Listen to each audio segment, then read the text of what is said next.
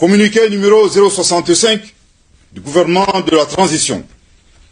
Le gouvernement de la transition, dans le cadre de la mise en œuvre de l'accord pour la paix et la réconciliation au Mali issu du processus d'Alger, signé en 2015, partage avec l'opinion nationale et internationale les faits graves ci-dessous.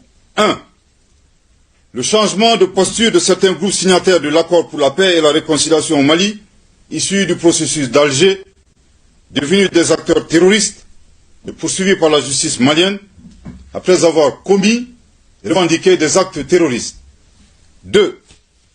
L'incapacité de la médiation internationale à assurer le respect des obligations incombant aux groupes armés signataires, malgré les plaintes formulées par le gouvernement de la transition à travers la lettre du ministre de la Réconciliation, de la Paix et de la Cohésion nationale, chargé de l'accord pour la paix et la réconciliation nationale, en date du 24 février 2023, adressé aux autorités de la République algérienne, démocratique et populaire, chef de file de la médiation internationale. 3.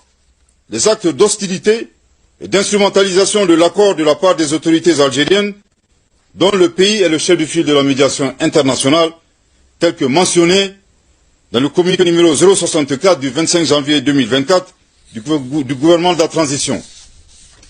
Au regard de ces faits suffisamment graves précités, le gouvernement de la transition constate l'inapplicabilité absolue de l'accord pour la paix et la réconciliation au Mali issu du processus d'Alger, signé en 2015, et par conséquent annonce sa fin avec effet immédiat. Je répète, au regard de ces faits suffisamment graves précités, le gouvernement de la transition constate l'inapplicabilité absolue de l'accord pour la paix et la réconciliation au Mali, issu du processus d'Alger, signé en 2015, et par conséquent annonce sa fin avec effet immédiat. Je répète pour une dernière fois. Au regard de ces faits suffisamment graves précités, le gouvernement de la transition constate l'inapplicabilité